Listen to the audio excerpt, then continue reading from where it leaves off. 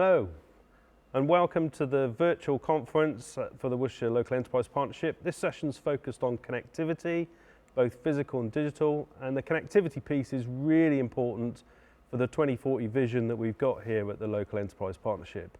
We've made significant investments over the last 5 years in both digital, road, rail, and here to discuss that with me is Luke Willetts from the Worcestershire LEP team. Hi Gary. So Luke, over those sort of 5 years, we've made significant investments in line with the kind of rail strategy, and we're really going to focus on rail.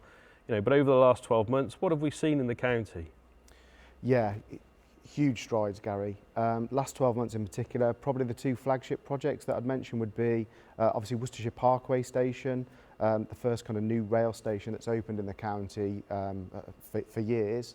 And that's really going to kind of improve access to rail services within the county. Both Cardiff to Nottingham services now available, but also improvements to Birmingham, but also down to Oxford and London as well, and the connectivity into the county obviously. And Kidderminster Station as well is probably the other one to flag in the last 12 months where, big refurbishment works that have taken place out there, improved the kind of services and amenities available to the commuters out there, and just a facelift really for the station, which is one of the busiest in the county. Worcestershire LEP and the County Council have delivered those stations and have got more planned, but let's look at Parkway in more detail because that's the first station for 100 years. It's great to be here at Worcestershire Parkway, the first station to be built in Worcestershire for 100 years. It's part of the national network and obviously part of Worcestershire's rail strategy that's so critical to driving the things that we want to do in Worcestershire to develop the rail transport in the county. Richard, could you outline why the North Cotswold line is such an important piece of infrastructure in the county and how this station really makes a difference? It's fantastic that Worcestershire has decided to invest so significantly in the railway. It is the first new station to be built in Worcestershire in a century, and it does of course serve two main lines. The main line from Hereford, Worcester to Oxford and London, and the north to west line from the southwest and from Cardiff to Birmingham and into the Midlands. So it's with terrific interchangeability here and lots of opportunities for new services in the future. The case of the station really has sort of three components really. It provides access to the UK-wide cross-country route from Birmingham to Bristol, which carries on to the southwest of England and onto the northwest and the northeast, and allows those trains to call at this part of Worcestershire. It obviously secondly forms part of the route to London, and to Oxford, the Thames Valley, and the opportunities to connect to the Oxford-Cambridge Arc and to Heathrow Airport and so on. And thirdly, it provides huge car park capacity to enable more people from Worcestershire to access the National Railway network. That was really interesting. And Luke, so the new station, it's outlined a little bit in the clip, but what does it really provide for businesses, residents and visitors coming to Worcestershire? Well, back to our theme for the session really, Gary, it's that connectivity piece. It's about connecting businesses with increased labour markets, skills base, new markets in terms of selling their products and services, and being able to kind of get to new areas and new geographies a lot more simply. I mean, we'll talk a little bit later about kind of the road schemes, and we know that we do have some congestion hotspots around the county. Of course, we're trying to address those as we go, but we know that we can make much greater use of rail as a county and see it as, again, a more sustainable mode of travel as well, linking into some of our other agendas around the kind of green economy and the green recovery.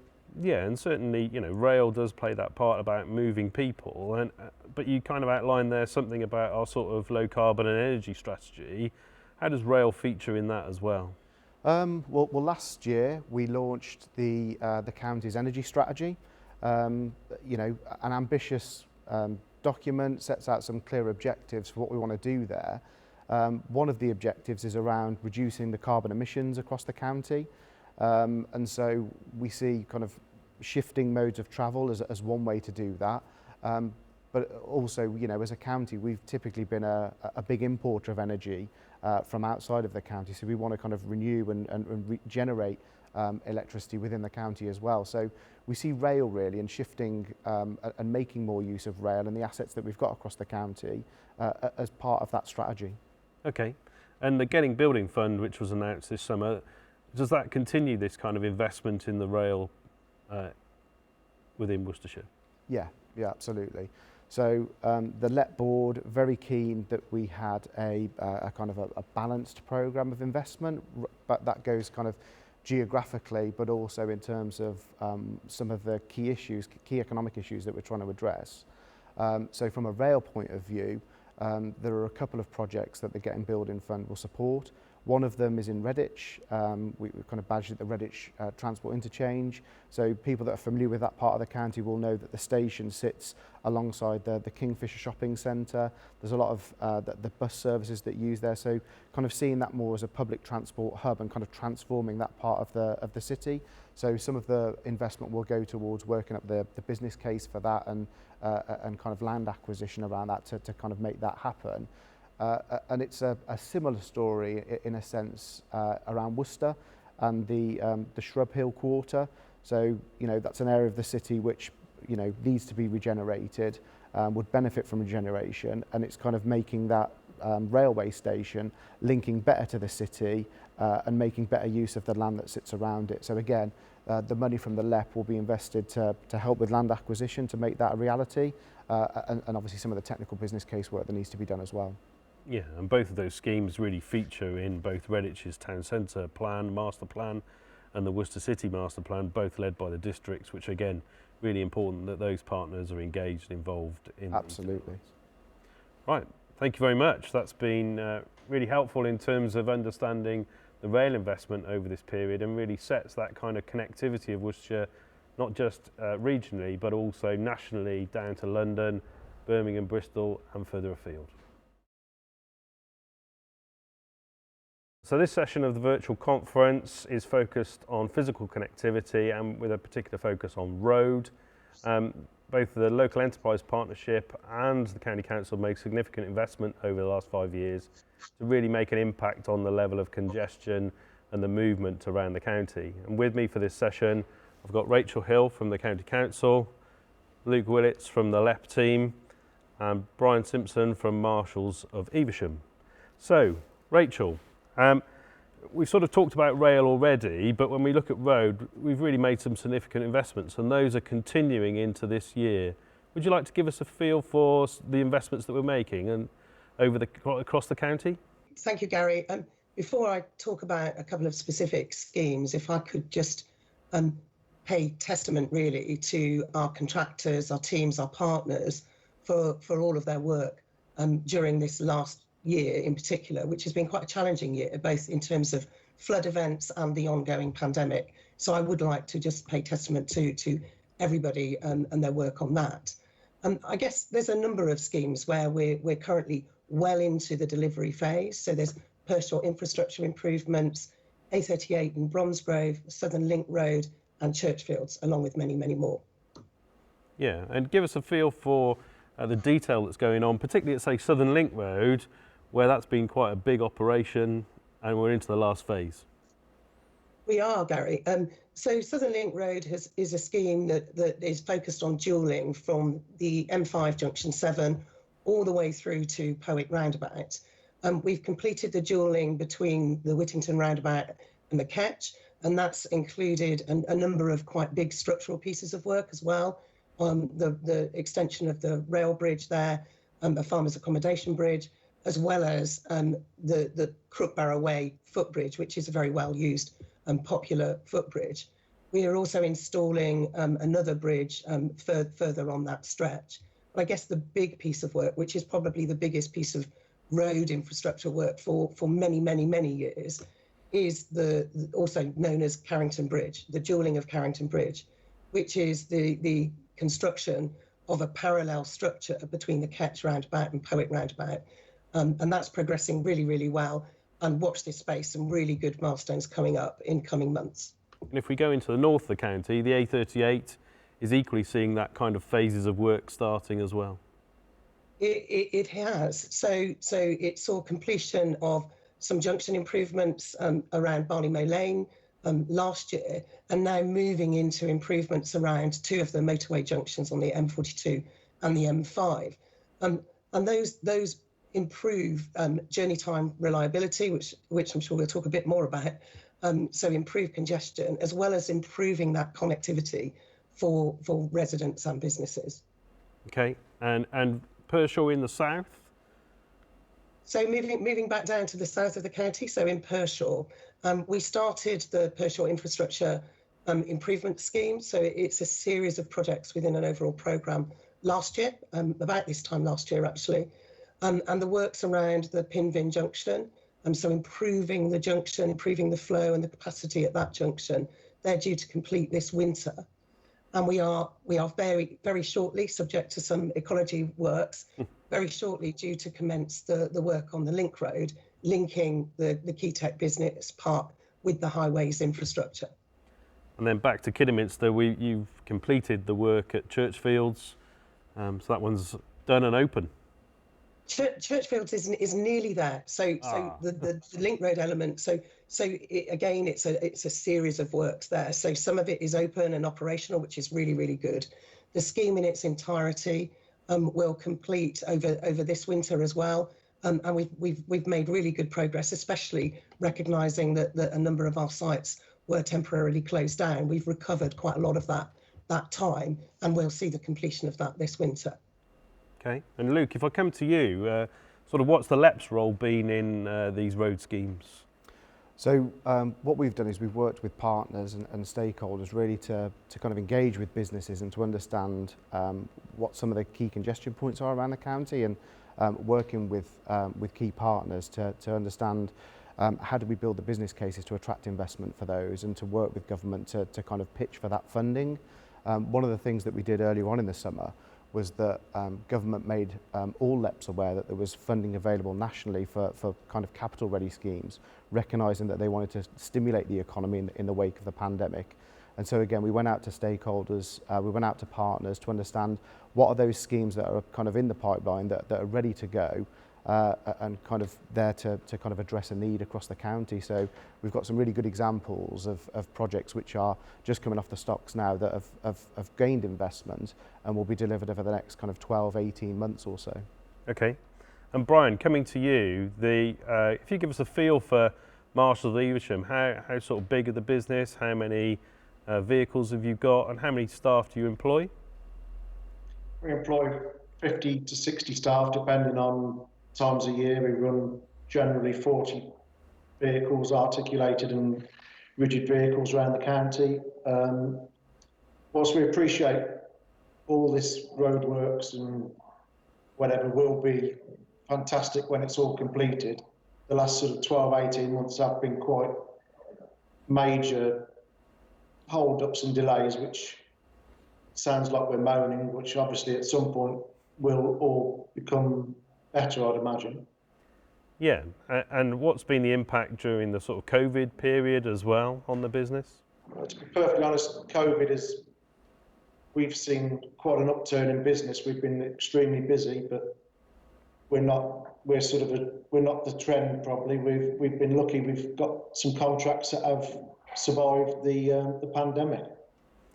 Okay, and you mentioned kind of congestion and the impact that has on a business that's moving goods and product.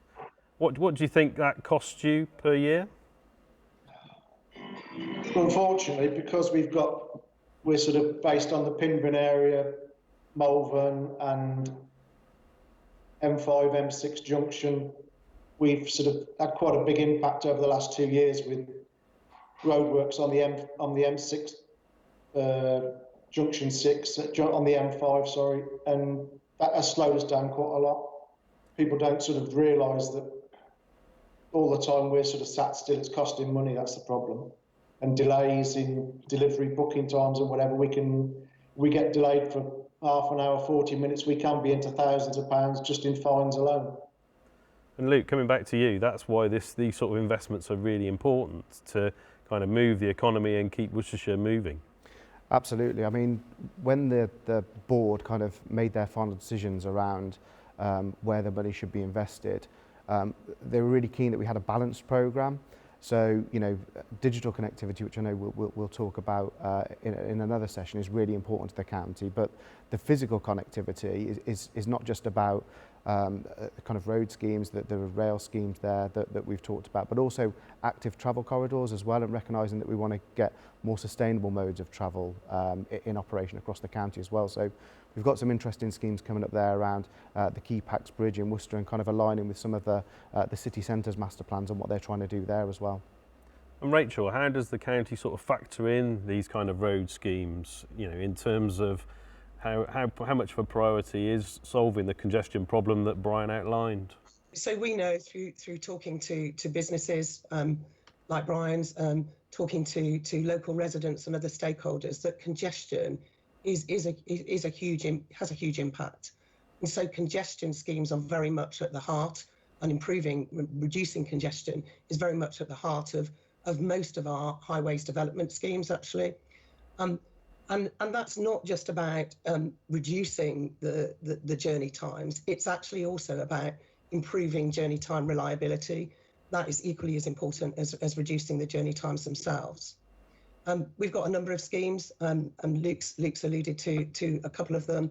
We've got a number of schemes that fall into a number of areas, actually. So some of it is civils work, improvements to the highway, improvements to the junctions. Some of it's about introducing new infrastructure, increasing capacity at roundabouts and junctions. And others is about the role that technology has to play in introducing more modern traffic signals that can become quite intelligent to improve traffic flows over time, as well as the walking, cycling, active corridor works that Luke has talked about. Great stuff. Thank you very much. Thank you to Rachel, Luke and Brian. And hopefully the Pinvin development on that road scheme will soon solve itself, and obviously that'll hopefully flow those trucks through that area that's given Brian a bit of a headache over the last 6 months. Okay, thank you all.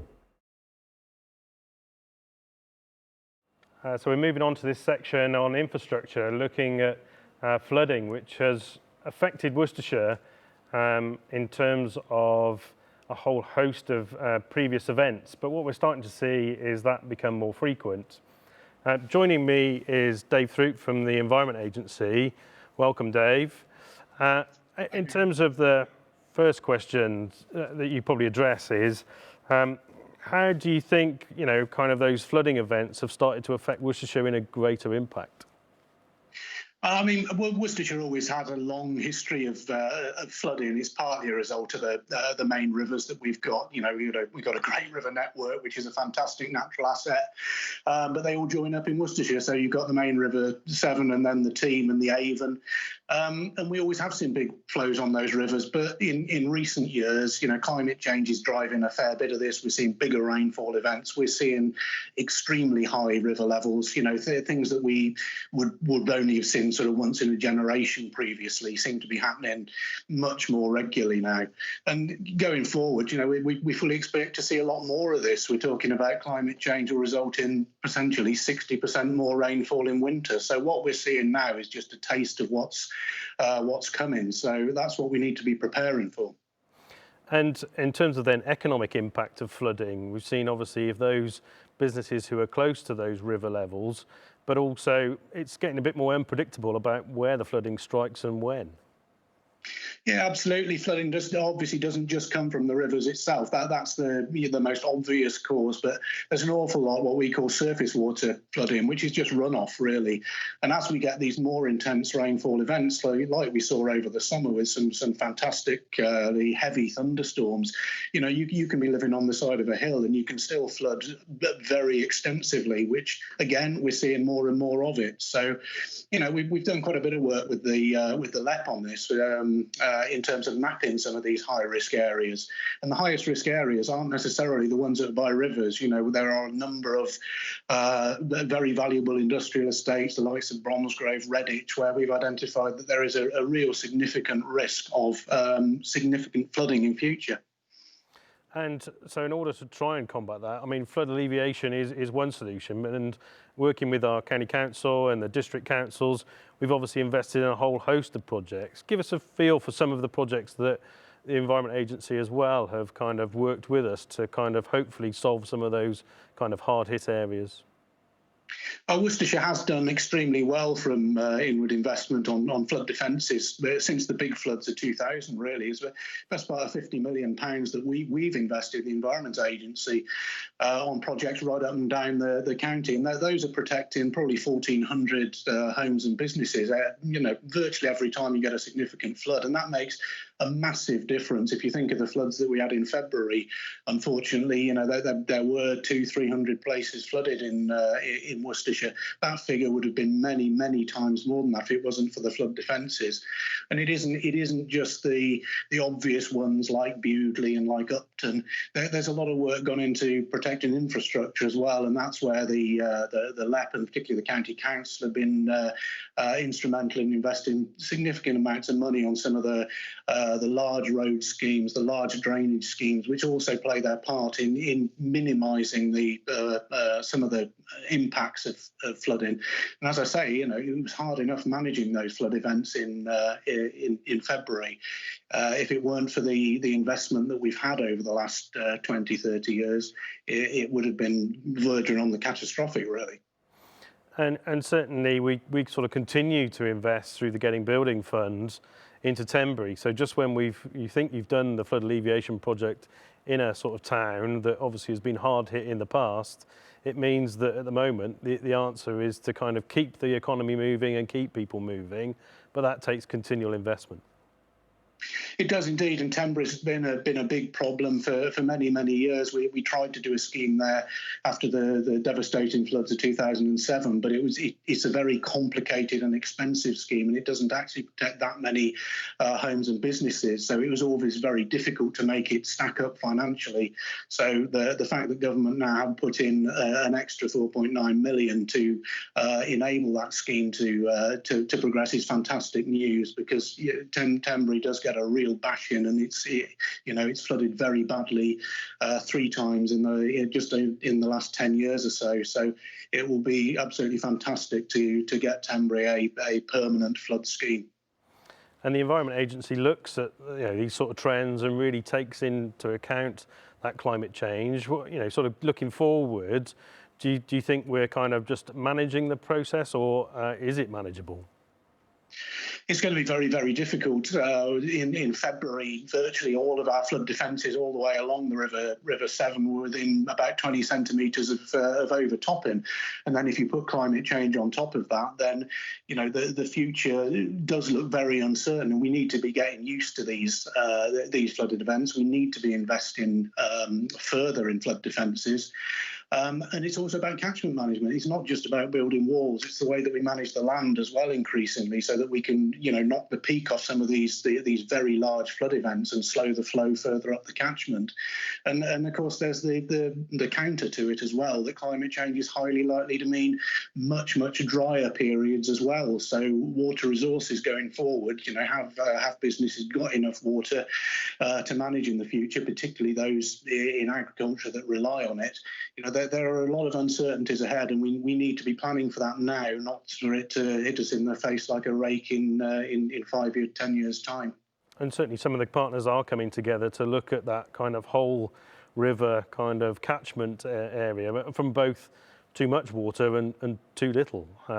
Certainly across us, the Marches and the Avon as well.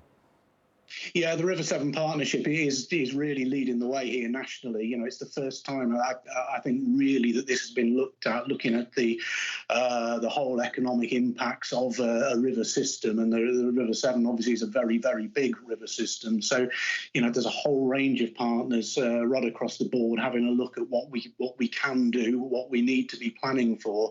And, I have to say, Worcestershire's been at the lead of this for a very long time.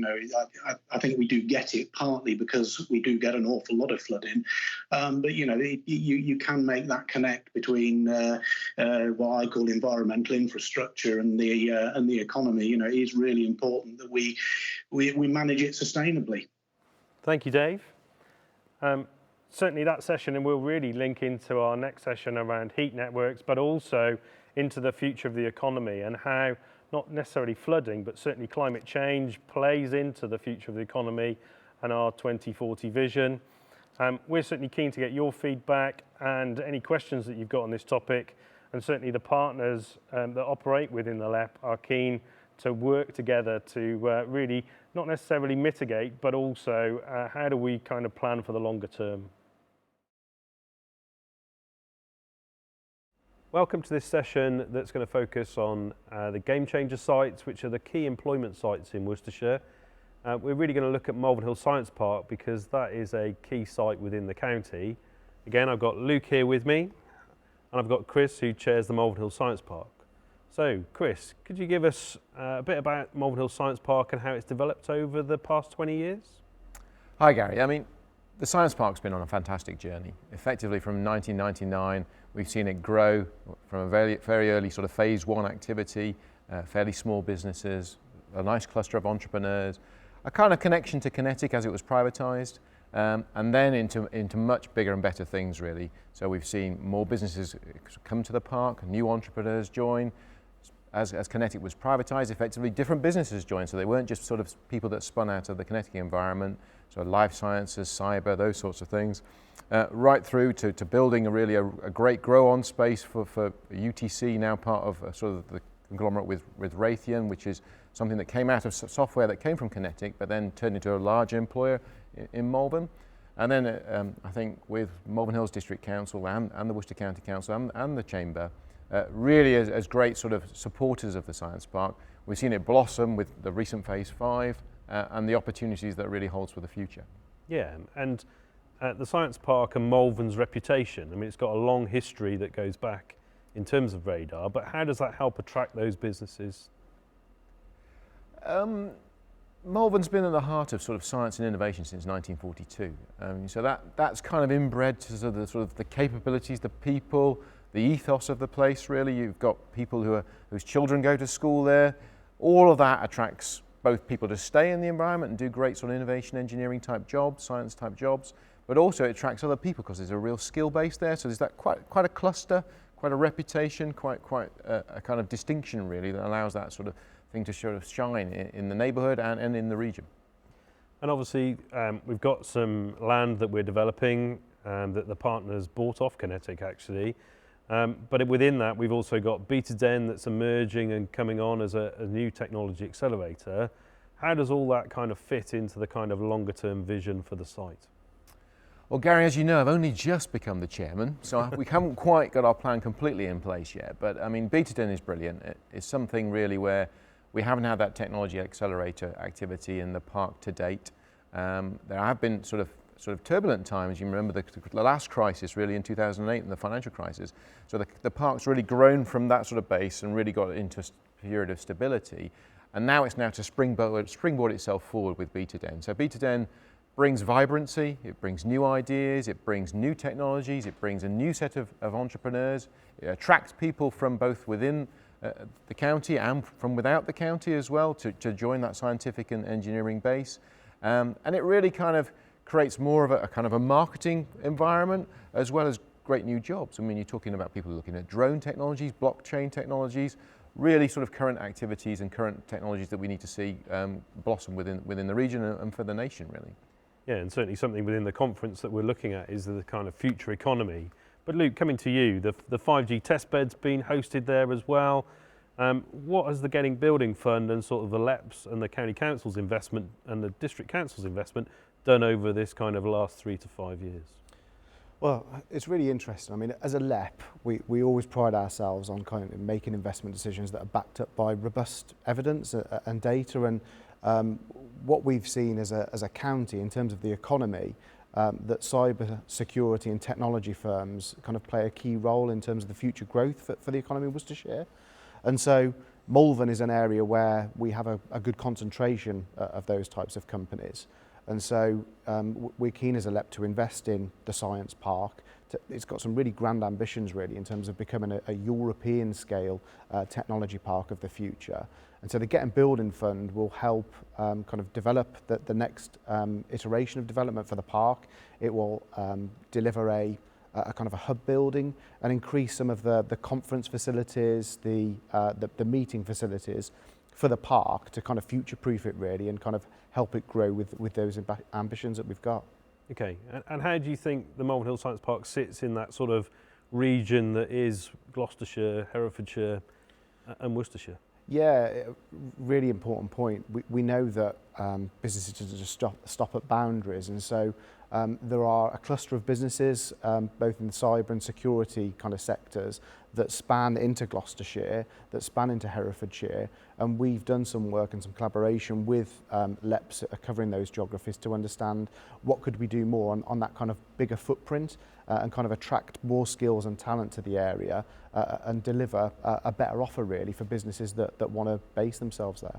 And finally, Chris, coming to you, so Kinetic's obviously a global brand, but how does Malvern kind of punch its weight better in terms of, say, Innovate UK and those government bodies to kind of lever that investment, not just from the public sector, but also from the private sector as well? I think we're seeing from government a real push around technology and science. That's very much the case with where we are today. And one of there are plenty of technologies that we're focused on within Kinetic and within the science part. Luke's mentioned 5G. I mean, that's revolution really for both industry and defence and public services, etc., as well as the consumer. Okay, but I think we're yet to see the enterprise customer jump into that. And then Kinetic, I mean, one of the key things we've done, again back to 1942, is a thing called precision navigation and timing. So that's all about really how you utilise, and in this case often satellite technology, to give you really precise location information.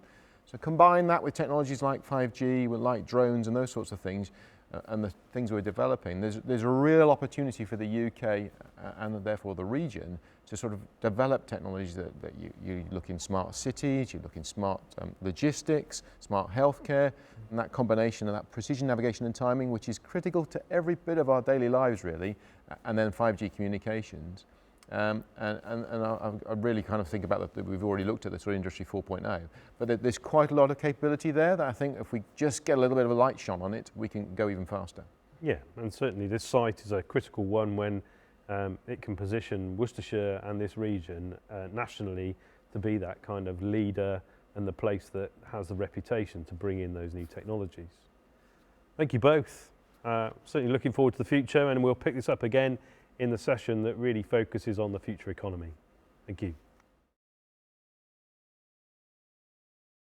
Hello. In terms of connectivity that we've talked about, we talked a lot about physical connectivity, but with the two gentlemen I've got here, we're going to talk about digital connectivity, which is really important. So welcome to Steve and Andy on the sofa. Steve, you're from the County Council, but also have led the Superfast Worcestershire programme over the past few years. What has really been the successes of the Superfast programme? Because it's really been the one that's been visible to the residents of the county. Yes, I think we all appreciate that broadband is probably the fourth utility. People think of it alongside electricity and gas and the other things for the quality of life. When we started this programme back in 2013, the availability of superfast broadband at that time was under 70%, and for businesses it was under 50%. We started in 2013 with a target to get to 90% for each. We've currently gone past that target. We're currently at 97% superfast, and the focus now is shifting towards concentrating on improving gigabit capability or ultra-fast broadband. Yeah, so just when you think you've got to superfast, the technology moves and we need to move on as well. But what have, when you're looking at high speed, what that public demand piece, it can't be all solved by BT OpenNet, can it? No, absolutely. I mean, the solution for broadband, when we started, we actually kicked off, before we did our Superfast programme, with what's called fixed wireless broadband with a local company, Airband, who are Worcestershire based. And there we targeted on the areas that we thought would be the hardest to reach with superfast speeds. And we put in fixed wireless capable of what was 20 megabits per second and got them the hardest to reach premises early and got them first. And then now we're in the world of fibre broadband. There are lots of players in play. So in Worcestershire, for example, we have Urband are building full fibre networks now. We have Openreach, who've got a big chunk. Virgin Media have got the gigabit capable, or what will soon be gigabit capable broadband, largely to the north of the county. We've got City Fibre as an example announced with an ambition to build in Worcestershire and in Worcester City. So there are a number of companies there. We don't think all the problems solved. There's still going to be a gap, and that's why we need other schemes to fill that gap. Yeah, and certainly we continue to invest, whether it's the Getting Building Fund and City Fibre as you identified, but I think also the public partners have invested significantly over that period. Mm-hmm. Well, obviously, the Worcestershire County Council has invested a significant amount of money. Worcestershire LEP, through previous funds, have helped us go further with the Superfast extension plan. We are reliant on private funding and that big private investment, but we need to gap fund it. And we also, it's not just about putting money in, it's about making Worcestershire an easier place to invest for these companies. If they find they have difficulties, for example, working on our highway, if we can barrier bust and knock some of those barriers down, and what we're hoping to do with the Getting Britain Building Fund is support all those infrastructure providers with their deployment. And an obvious big one is City Fibre, for example, are looking for premises. They're currently finding it difficult to find somewhere to lease. If we can find a solution where we can lease a property to them for them to get on for 20 to 25 years, then that is us unblocking barriers here that helps them invest in Worcestershire and not invest somewhere else. Okay, that's brilliant. And certainly, businesses will talk a lot about broadband, but they'll talk about mobile as well. Just outline some of the work we've done on the kind of mobile network with those operators and the networks. Yeah, absolutely. So when we started, we started to talk about 5G, for example, in 2016, and as soon as we mentioned 5G, the hands went up, and I think we heard it at one of the previous conferences. 5G is wonderful, but I haven't even got 3G or 4G in certain places. So what we did back in 2016 is we did a first drive of Worcestershire. We did drive trials. We commissioned AWTG, who ended up being a partner on the 5G project. But we commissioned them to do drive trials around Worcestershire and some walk trials to see what the 2G, 3G and 4G signal was like. Overall, it's very good, over 91% and the access, but that means 9% don't. So it does give you a contradiction. And even driving across today, there was areas where I couldn't get a signal, and you look at it and think, okay, if that's the reality, we need to understand why that is. So after the drive trial, we engaged with all the operators, spoke to them.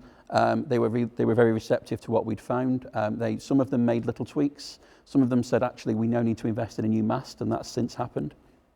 And then we did a drive trial in the autumn last year, so around about 12 months ago, and we had seen improvements in both 2G, 3G and 4G. What was really important to us is priority areas. So we've said to the areas which were poor and asked them to look at those. We've also asked them to give us some advice, and we must appreciate that it's a difficult investment in some parts of rural Worcestershire to get a good signal. Equally, where we have built up areas, the signal doesn't work not because there's a mast there, but it's because so many people are using that signal and pulling the demand on it.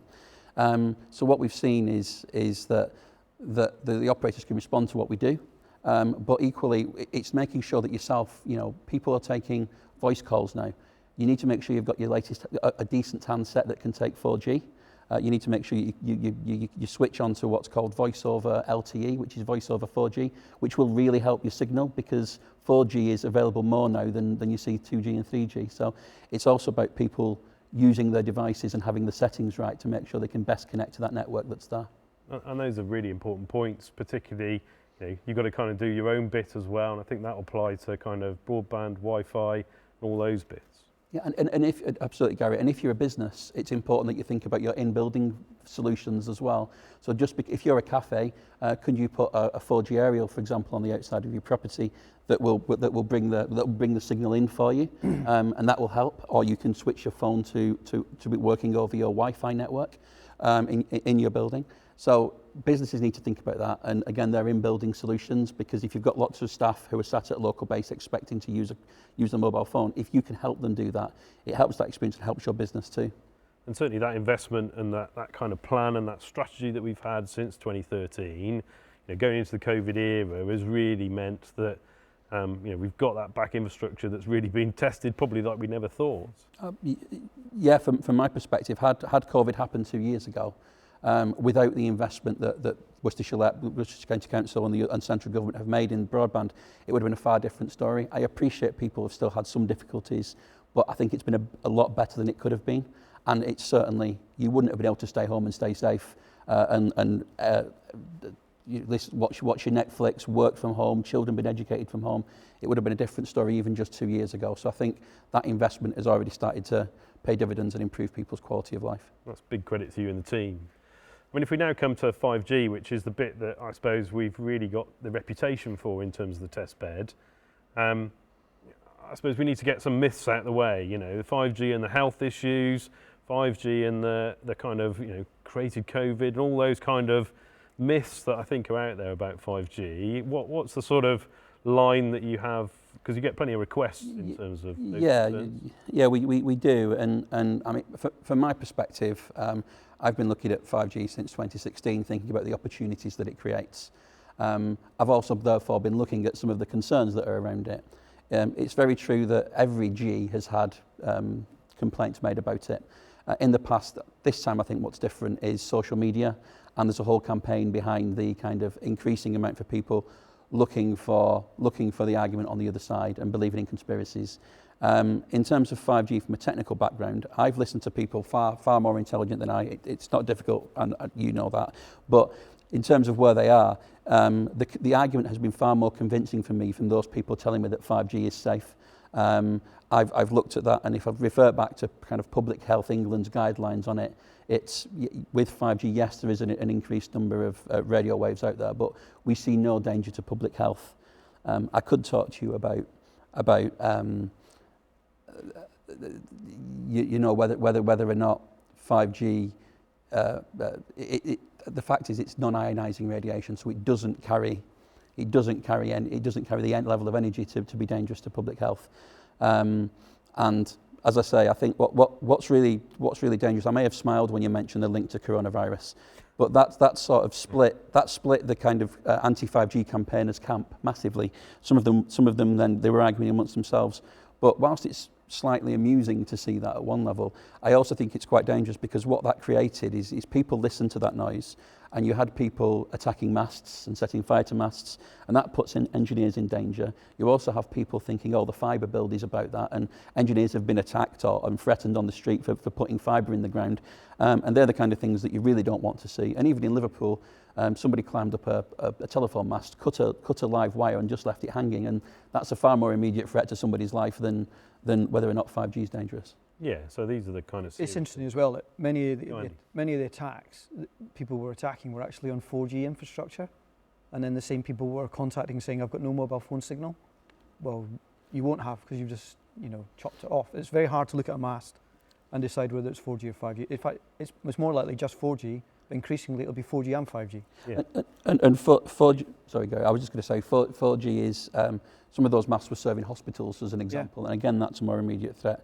And I also think about 5G and say, the health concerns, they sit there. I'm fairly convinced that they're not an issue.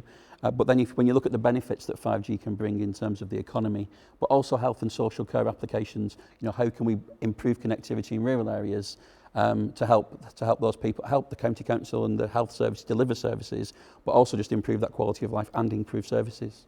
I think that's a really important bit. So Andy, coming to you and your role within the 5G test bed, what do you think the 5G test bed's done for Worcestershire, and what are some of the things that we've learnt and successes that we've had out of it? So the primary focus of the 5G test bed was to see, could we put a private 5G network in a factory? And that was part of supporting the Industry 4.0, which is a government initiative really for the fourth industrial revolution. So we were focusing, and it had never been done anywhere before, with two local firms in Worcestershire, Worcestershire Bosch and Mazak. And the idea was, could we deploy 5G in the factory? Would it work in the way that people expect 5G to work? And then could they use that network to build benefits for their business based on this delivery? And importantly, was it going to open opportunities that weren't available under 4G Wi-Fi things that existed already? So we built the networks. It's worth saying 5G is a very broad church, a very broad range of frequencies, a very broad range of standards, not all of which are absolutely nailed down yet. So it's a developing situation. It's actually quite hard to get 5G edge devices to use. But as a project, we were right at the front of that, and we're working well with that. The end result, really, in both factory cases, was that we were able to build a highly performant network. It wasn't easy, but we did it. It'd be easier to do it now than it was 2 years ago, just because of the advance of technology. And they were able to measure and see benefits that are going to help their businesses be more successful. Now, the whole point of doing that in Worcester is because of you're in the West Midlands, you're part of the sort of powerhouse of Britain, engineering, manufacture, and if it works in Bosch and it works in Mazak, the hypothesis is that it'll work elsewhere, which would give a huge productivity improvement generally across the country. Absolutely, and whilst it's massively about productivity for us, the other thing that the businesses were also saying was about security. Yeah. So whilst they bring these in, and we're quite fortunate, Kinetic, local company, Chris was on earlier, massive amounts of expertise in that subject area. So we did look at security by design. And through that project, I know Kinetic have developed some products that they've now got on the market to sell to industry if people are considering 5G, so they can really think about the security of their networks, because commercial data is important. Yeah, and an important point with 5G and the work we were doing was to do that at the beginning, whereas people feel that the 4G and 3G were built and then people thought about security afterwards. Okay. You can start at the beginning and build it in the beginning and build confidence in it. It's quite funny, we're following on from talking about the 5G myths. Well, the reality of 5G and the way it's being built is it'll be much more secure. You'll be able to slice private data off from public data. It'll be built that way, which should give people a lot more confidence in using it, and in their home and social life, and in a business context as well. And that's been the important point. And the focus of the 5G piece is really about the productivity of the business, and many businesses can do some of the things they want to do already on 4G. Yeah. So that 5G and those high speeds, what do they really give us? That we haven't got now? So there are some cases that people have not, a good example in Bosch, they want to use autonomous vehicles. Think robots driving around carrying pallets of boilers. Well, there's been testing done before, and you can get one to drive around quite happily on 4G or Wi-Fi, but when you get 2 or 3, they all sort of stop and look at each other because it just runs out of bandwidth and it runs out of the ability to process it. 5G, that doesn't happen. You don't get that happening. And really, as you start to look at 4G, rather than having a machine with a lot of processing on the machine, which is then very bespoke, 5G will lead to a fairly dumb machine with the processing done on the 5G network. So it'll be much more flexible, allow you to be much more flexible with your factory and your machine, and will stop sort of collisions in that case of the robots. And that can't be done. It's been tried on 4G, just doesn't work properly.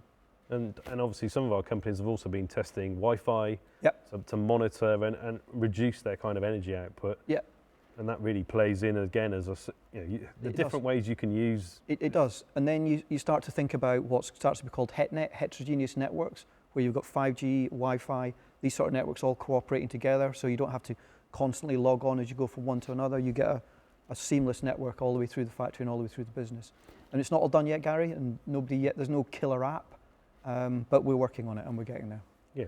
And I know we also introduced Wi-Fi 6 into a company in Redditch, aerospace company, Metis. And these technologies are complementary. They work together, as Andy said, in that HETnet. And whilst we talk about the speed of 5G, there is also 5G low latency benefits, which we looked at in the Mazak use cases. Greater capacity for bandwidth as well. More secure by design effectively. There are other benefits that are coming through. 5G is effectively an evolving standard. Andy talked about slicing, which is the next thing that will come along. And slicing again is really important because whilst we've talked about Worcestershire 5G from an industrial background, we're also looking at it from a health and social care background as well. And in that environment, I think slicing for health applications will be very, very important in the rural setting. Yeah, and certainly another session at the conference we're doing is the future of the economy, and I think often businesses go, oh, the technology, and sometimes the technical talk can get them confused. Yeah. But actually talking about those kind of what those opportunities and what they want to do and showcasing those. So we've tried to focus with the company, say, you know how to make a boiler or do whatever it is you do. We'll try and provide you the technology to support that. So we try and say, don't worry about all the abbreviation. Give us the business problem and we'll try and use technology to solve it, rather than try and sledgehammer things in where it's not needed. But it's all developing. Absolutely. Steve's right about the low latency, which is, you don't get jitter and like on the Zoom calls where people are stuttering. You don't get any of that. And importantly, with 5G networks, if you load it up and up and up, it doesn't start to slow down. whereas with earlier networks, that's a main feature. But we're investing in Open for Business to work with local companies. We've spun off Worcestershire 5G and we're looking to set that up again as an independent company, again supporting. We want to talk to businesses, and the question we start with, 5G, so what? Absolutely. As Andy said, it's the problem. We look at the problem and what can that solve? And also thinking back to where connectivity's let you down in the past and hasn't allowed you to do that service. Can 5G as it stands start to really make you able to do that over technology? And that's what people need to think about to keep moving on to the next level. Okay, that's been a fascinating session across infrastructure, digital, physical, road, rail, and we've really had a good discussion and gone through a number of points. I think what you can see is the investment that both the County Council, the LEP and other partners are making to make this a reality and move towards that 2040 vision. Certainly we'd like your feedback from the polls that will be running during this session, and those will be concluded, and that feedback's really important to us as we go forward. We've obviously covered in the last session mobile connectivity and all those kind of things. So there are lots of topics that we're looking for your feedback on. Thank you for taking part, and hopefully we can have more discussions going forward.